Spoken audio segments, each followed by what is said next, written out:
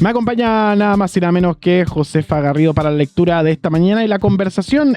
La fallida acusación constitucional contra el exministro Nicolás Grau reabrió el debate sobre las famosas AC, sus costos políticos, etcétera. Al mismo tiempo, un informe de Contraloría detectó irregularidades en la actuación de la exministra de Seguridad del gobierno de José Antonio Kast, Carolina Steiner, respecto a la solicitud de antecedentes de funcionarios policiales en una investigación en curso, instalando la discusión sobre eventuales responsabilidades políticas. Tenemos nada más y nada menos que el placer de tener en el estudio a el presidente del Partido Comunista, Lautaro Carmona. Y vamos a preguntarle sobre esto y otro escenario. ¿Cómo le va, Lautaro? Hola, me va muy bien. Muy buenos días. Muy buenos días. Oiga, bueno, aprovecho de preguntarle. Usted está del lado de las ARMYs, por supuesto.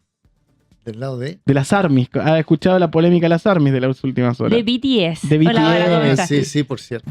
O sea podríamos decir que usted escucha Silvio Quilapayún y BTS. ¿O no? Capaz. Tengo una sana influencia de mis hijos y mis nietos. Así que ya, lo vemos en esa. Oiga, ahora yendo a temas más duros y más serios. Acusaciones constitucionales. ¿De qué lado está? ¿Qué es lo que piensa? A ver, yo creo que en esta noticia que escuchaba que es posible estuviera una acusación constitucional contra la ex ministra de Seguridad, no lo dicen los partidos de oposición, sino lo dice la Contralora.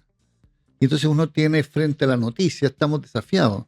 Habrá que averiguar, investigar, precisar. Yo no soy de aquellos que usan el mecanismo de la acusación constitucional para hacer proselitismo o sacar un metro cuadrado de ventaja del punto de vista político, por más legítimo que fuera, porque es un elemento institucional. Entonces, de lo contrario, eso se relaja y se pierde una facultad, en este caso un órgano fiscalizador como es la Cámara de Diputados. Pero, sin embargo, parece que todos los datos indican que hubo abierto abuso de poder. Cuando ella interviene sobre un servicio que puede, el servicio completo, me refiero a la PDI, estar subordinado al ministerio, y no tengo claro si la subordinación tiene que ser, desde el punto de vista administrativo, al nivel de disponer del personal que constituye la institución, y queda demostrado después por el órgano que hoy día ha tomado un papel muy protagónico, era mucho más silencioso ante la Contraloría, y entonces, bueno, los mismos que han planteado que hay que ordenarse a partir de esas definiciones, tiene que ser consecuente y también estimular la idea que se llegue hasta el final.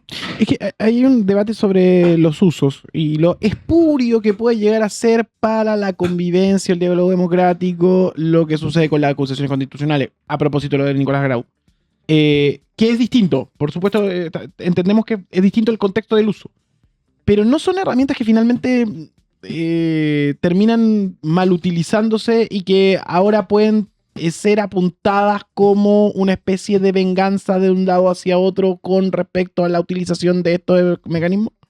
Lo que tú dices, digamos, a propósito de esa misma reflexión que seguramente otros hacen, yo he puesto que no es una venganza, entre comillas, una pasada de cuenta, una devolución de mano, porque quien pone el tema es la Contralora, no lo ponen los partidos de oposición. Ella pone un tema para todo el mundo, digamos, y entonces el mundo dice, bueno, ¿y por qué, denunciado por la Contralora, esta ministra tiene tanta fuerza que es incólume?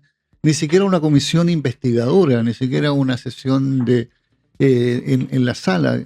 Creo que es un tema que quedó abierto desde esa perspectiva. Ahora, ya dije, no soy de quienes quieren usar ese instrumento en función de debates políticos abiertos, donde hay abiertas diferencias por lo demás. Sí, porque desde el oficialismo dicen que las responsabilidades políticas se asumieron en el momento que la ministra Trinidad Steiner deja su cargo. ¿Y por qué no pensaron lo mismo respecto a Nicolás Grau? Es decir, realmente es incoherente. Yo creo que están acomodando un discurso porque le afecta.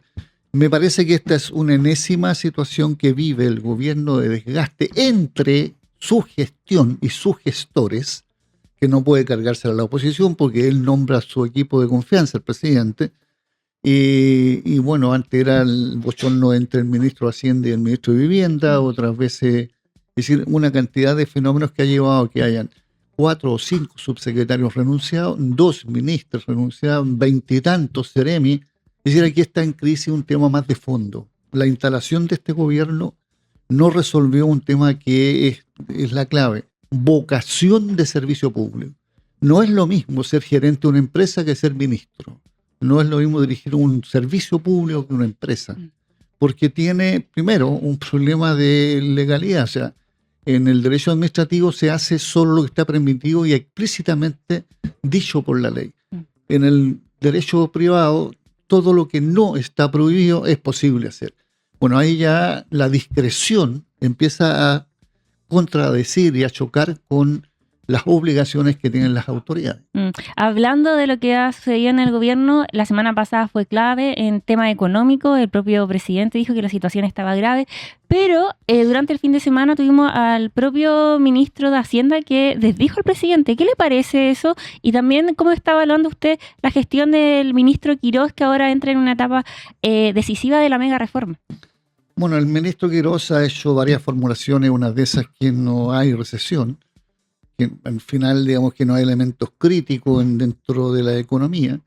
Bueno, él tiene un ritmo de trabajo, dicho por él, de lunes a viernes y ojalá en jornada más corta. Ojalá todos los trabajadores puedan tener esa misma opcionalidad. Y los fines de semana se va a la playa, dijo. Y los fines de semana se va a la playa. Ahí faltarían, digamos, segundas viviendas porque no alcanzan las que están en la playa para que todos los trabajadores puedan hacerlo. Pero muestra una forma y un estilo de vida, una cosa muy de clase, en mi opinión, que no puede soslayar que estamos viviendo un punto muy crítico, que se representa en el informe que entrega esta Comisión Bravo, que se vincula con el gobierno y que significa aumento de la desocupación en las mujeres y en la juventud. Es mucho más grande, digamos, ese aumento de desocupación desde el punto de vista formal, desde el punto de vista de los salarios. Hay recomendaciones que relativizan absolutamente los derechos de los trabajadores, es decir, como que no hubiera legislación laboral a esta altura, y entonces queremos volver, digamos, al hecho que las jornadas extensas esconden de que no hay horas extras, por ejemplo. Y así podemos seguir, digamos, anotando cuánta cosa anunció esta comisión. Es una cara, afectación de los trabajadores. La otra, la que representa el ministro, es beneficio para el gran capital, beneficio para los empresarios. Entonces tenemos el mundo tal cual lo concibe desde el punto de vista de modelo el gobierno que está ejerciendo, ¿no? Que es el nacimiento de esta política neoliberal, digamos, donde los beneficios son abiertamente y sin pudor para el gran capital porque la riqueza chorrea y sobre esa base se hace política de justicia social. Y los trabajadores, bueno, espero que no volvamos al PEMPUJ, digamos, tuvimos un momento dramático en que al final los ingresos eran para tener una mínima capacidad de demanda en el mercado interno, en el rango alimentario. Pero podemos llegar a eso si es que siguen las cosas así. Ahora le agregamos a esto el nivel de endeudamiento que tiene la familia. En ese sentido, más allá de este caso puntual, ¿qué tipo de oposición debe ejercer el arco frente al gobierno de José Antonio Kast, que se ha ido como de alguna manera ya manifestando en lo que usted mapea? ¿Qué tipo de accionar o qué estilo de accionar debe ejecutar la oposición? A ver, en mi opinión personal, la oposición debe tener siempre un nivel de argumentación. No solo afirmaciones y descalificaciones, sino argumentando la crítica, pero también con eso mismo argumentando la propuesta.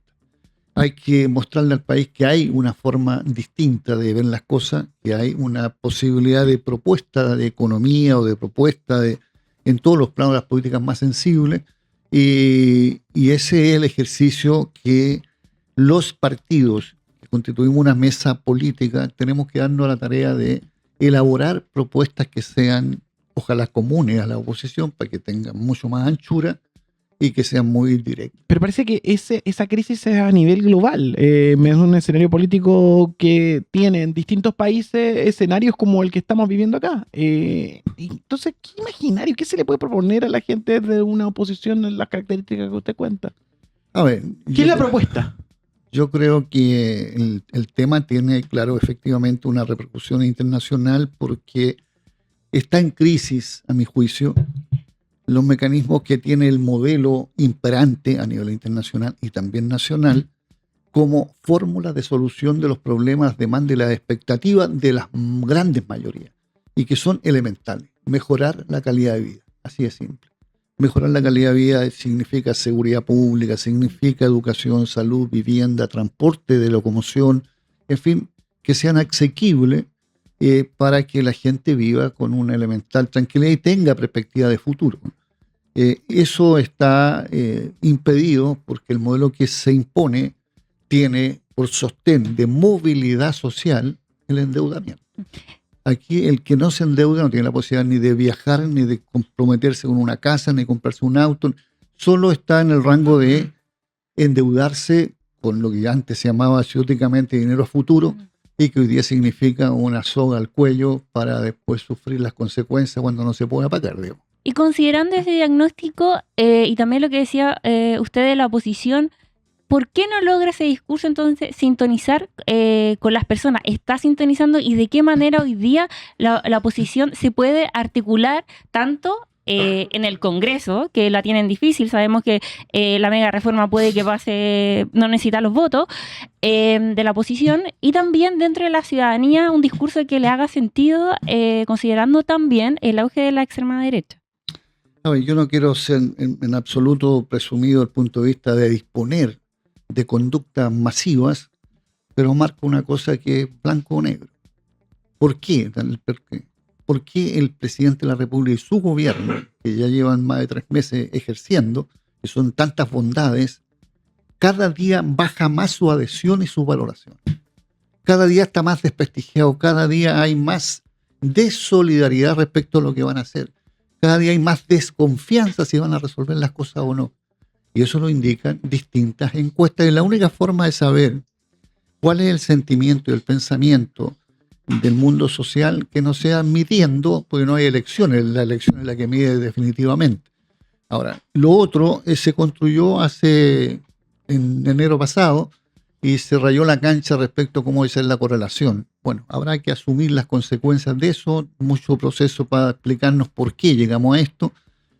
Porque eso se raya para 4 años. No se puede modificar la composición del Parlamento antes, pero sí se puede tomar nota de la creciente desconfianza, crítica, observación respecto incluso a las políticas más sensibles y más de señal de ellos de parte de las opiniones que entrega la gente. ¿Y cómo están las cosas en el Parlamento?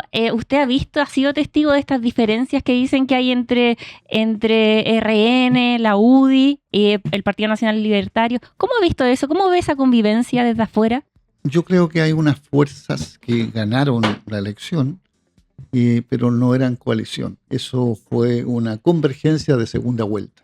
Cuando es de segunda vuelta es que en primera vuelta alguien era titular y era mucho más extremo y sin embargo, digamos, no logran resolver. Ahí están los juicios que entrega regularmente Evelyn Matei o los que entrega el mismo Longueira, así respecto a cómo se está gestando el trabajo de las políticas públicas y el efecto que esto tiene en la gente. Sobre estas mismas conversaciones que están habiendo en el Congreso, no podemos pasar por alto el proyecto de ley ingresado formalmente al Senado por la parlamentaria Vanessa Kaiser, con el apoyo de su hermano, que tiene una fuerte impronta mediática, Johannes Kaiser, que busca conceder un indulto general para eximir de penas a los funcionarios carabineros y las Fuerzas Armadas, y que cuenta además con el respaldo de la bancada del Partido Republicano. ¿Cómo ve esta medida? Eso es tan fáctico como la presión que hace Trump sobre el presidente de la FIFA para revertir, digamos, una sanción a un jugador de Estados Unidos.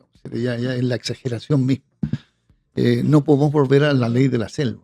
La ley de la selva hubo en Chile y el más fuerte era el aparato armado del Estado de Chile que ejerció terrorismo de Estado durante 17 años.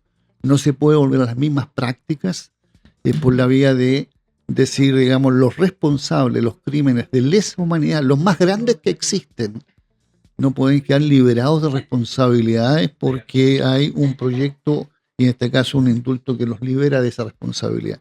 Creo que sería un retroceso de convivencia civilizatoria, más allá de ser de la muy derecha o de la muy izquierda, que afectaría la consistencia de la convivencia democrática, afectaría la calidad de vida, digamos, y la tranquilidad de la población, porque quedamos expuestos a que el día en que a alguien se le ocurren las atrocidades más grandes y tiene detrás un presidente o un aparato que sea capaz de, con mayorías transitorias en el Congreso, sacar, digamos, espacios de finalmente de impunidad. Lautaro Carmona esta mañana con nosotros haciendo un claro análisis de la actualidad nacional. Muchas gracias por venir a turno esta mañana al puesto número 13. Chao, Muchas chao, gracias a ustedes, que estén muy bien. Muchas gracias. La cifra de fallecidos por el doble terremoto que golpeó a Venezuela el pasado 24 de junio subió a 3.342, mientras que más de 31.000 personas siguen reportadas como desaparecidas por una iniciativa ciudadana. El desastre, considerado el más mortífero del país en un siglo, dejó además de 16.740 heridos, miles de viviendas destruidas y campamentos transitorios habilitados para los damnificados. La tragedia abrió una fuerte polémica por el colapso de viviendas sociales vinculados a la Gran Misión Vivienda Venezuela, mientras el gobierno de Delcy Rodríguez enfrenta su mayor prueba política tras 6 meses en el poder. A la crisis humanitaria se suma el debate por el respaldo de Donald Trump a una administración chavista que Washington ahora sostiene como parte de una transición tutelada. Camilo Espinosa, muy buenos días. ¿Cómo estás, Nico? Muy bien, acá con toda la actualidad. Complicada la situación en Venezuela. Salió este balance ayer de que ya sigue ascendiendo la cifra de fallecidos, 3.342. Se rompe la barrera de los 3.000 muertos. Y lo más preocupante es que todavía a 11 días del terremoto se especula que hay algo así como 30.000 desaparecidos, ¿no? Que están inubicables hasta el momento. Por lo tanto, se espera que esta cifra siga aumentando. Terminaron sus labores los chilenos que estaban en terreno. Ya llegaron al país, fueron recibidos por el presidente, en fin. Hubo ahí toda una gestión importante de trabajo, de lo que hicieron ellos. Hubo una noticia que de hecho dio vuelta al mundo de un hombre que estuvo 8 días bajo los escombros y fue rescatado justamente. Bajo un centro comercial. Sí, exactamente. Entonces, hay una labor importante. Pero lo que ha generado polémica fue un reportaje que sacó el New York Times ayer, en el que detalla que buena parte de los edificios que se desplomaron en Venezuela habían sido parte de este programa de construcción de viviendas sociales que había impulsado sobre todo el presidente Hugo Chávez durante su periodo. Eran una serie de viviendas que estaban en el estado de La Guaira, que es justamente la zona más afectada por los terremotos, que no fueron los únicos, y esto es importante recalcar, no fueron los únicos edificios que se desplomaron. En general se desplomó buena parte de la ciudad y las grandes estructuras, centros comerciales, otro tipo de viviendas, que no tenían nada que ver con este programa, pero lo que ha puesto en el fondo la advertencia y la atención es que justamente ninguno tenía y no existía aparentemente una revisión o fiscalización de que fuesen estructuras antisísmicas. Más allá de que nosotros lo hemos recalcado acá, en general Venezuela no forma parte de, digamos, la estructura, el cinturón de fuego del Pacífico, y probablemente sus normas de construcción son mucho más laxas que, por ejemplo, Chile. Chile, de hecho, son mucho mayores de las que ahí ocurrían. Y el gran drama es que justamente estas viviendas sociales fueron las que en buena parte se desplomaron en esta zona. Y lo que también es preocupante es que ya habían habido ingenieros, expertos, y parte de lo que detalla este reportaje, que habían presentado informes de advertencia de que las construcciones eran endebles a ese tipo de movimientos telúricos. De hecho, en el reportaje habla el presidente del Colegio de Ingenieros en Venezuela y otras autoridades, personas expertas que dan a entender de que esto se sabía, pero que como que en verdad, como no habían terremotos, no habían movimientos telúricos fuertes, en general habían pasado como preocupación al segundo plano, y es algo que evidentemente va a tener que enfrentar la nueva administración de Delcy Rodríguez. Hay otro dato, hay una crisis de desplazados tras los terremotos en Venezuela. Más de 10.000 refugiados y éxodo masivo de La Guaira, reporta Infobae, 11 días después de la catástrofe que dejó casi 3.000 muertos. La población afectada satura los albergues en la zona central, mientras la ONU reporta un creciente desplazamiento interno hacia estados fronterizos y no dañados. Sí, hay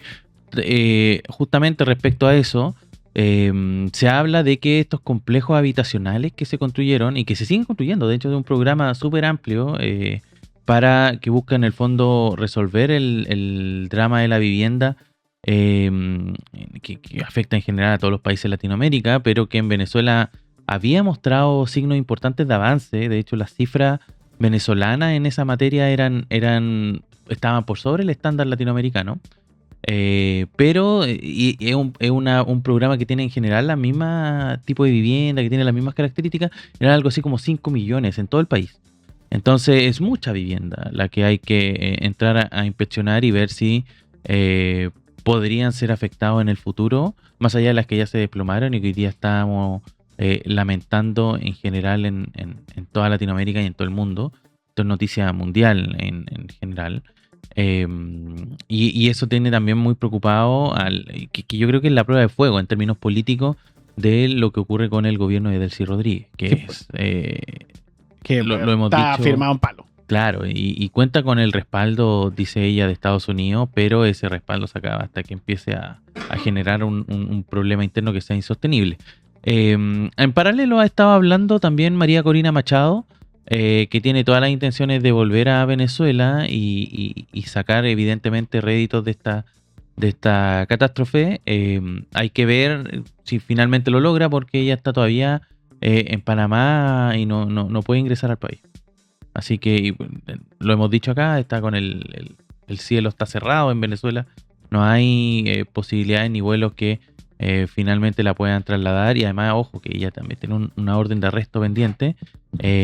Cuenta con el patrocinio, comillas, de Estados Unidos para que pueda retornar, pero hay que ver, porque aquí sabes que hay otros poderes del Estado también involucrados, Fiscalía, el Poder Judicial, en fin. Sí, hay testimonios bien duros. Uno de los más pesados es el de Juan Manuel Chirinos, quien responsabilizó directamente al Estado por la muerte de sus familiares.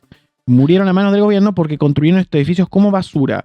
La frase sintetiza el malestar de sectores que vinculan la tragedia con años de deterioro institucional. Y una paradoja de Trump con Venezuela, que es lo que comentábamos, que hay una contradicción en la política exterior de Donald Trump. Tras prometer durante años el fin del chavismo, ahora respalda la gestión de Delcy Rodríguez como parte de una transición tutelada.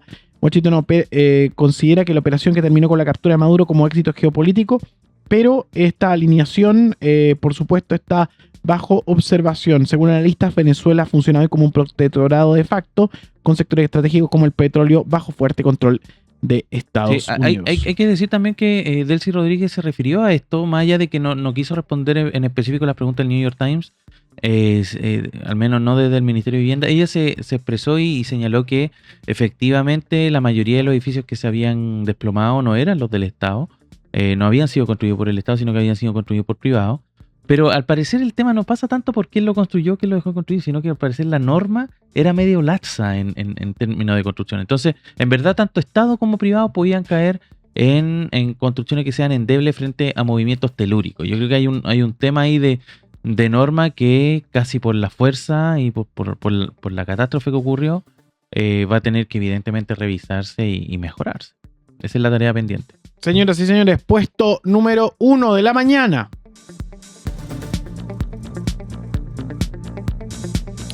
El ministro de Hacienda, Jorge Quirós, descartó que Chile enfrente una recesión y afirmó que junio marcaría un punto de inflexión para la economía, pese a los 5 meses consecutivos de IMASEC en rojo y el desempleo de 9,4%. Su diagnóstico contrasta con el tono de alerta de José Antonio Kast, quien habló de una enfermedad económica y de un estancamiento estructural. Las declaraciones salieron en un nuevo flanco político, con parlamentarios oficialistas respaldando la tesis de Hacienda y la oposición acusando desconexión frente al deterioro laboral. Quirós defendió la mega reforma, anticipó ajuste al crédito al empleo y sostuvo que la recuperación vendrá por la inversión, la construcción y la aprobación de la ley de reconstrucción. Sí. Hay una pelea interna porque el presidente se ve haciéndole campaña al extranjero a Chile en contra. Y el ministro dice, no hagas eso. Sí, a ver, vamos un poco contando el arco completo de esta historia, porque está bien desordenada la agua al interior del oficialismo posterior a la derrota que significó la acusación constitucional contra el ministro Grau. Venía el fin de semana en este newsletter que saca El Mostrador, el Más Política. Sí. Que desde que Juan Diego después se fue a Juan Diego Montalva, editor primero de ese, pero después se fue a la Clínica Poder. Y desde ahí que no lleva firma el newsletter, entonces no tenemos idea quién lo escribe. Ya. Pero no deja de traer noticias interesantes, y entre las noticias que salieron el fin de semana en este newsletter era de que había un cambio de agenda en curso en el gobierno. Y ese cambio de agenda también implicaba cambio de rostros, es decir, el tema económico se le baja un poco el volumen a lo que estaba haciendo Jorge Quirós, que según este mismo newsletter no estaba tan bien evaluado y que al parecer el discurso optimista en materia económica que estaba empujando Quirós no era tan así.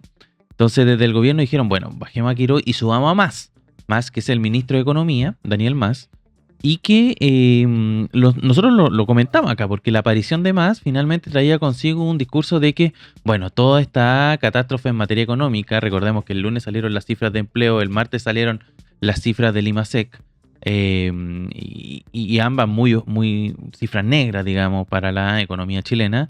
Daniel Mas se la atribuyó al gobierno anterior.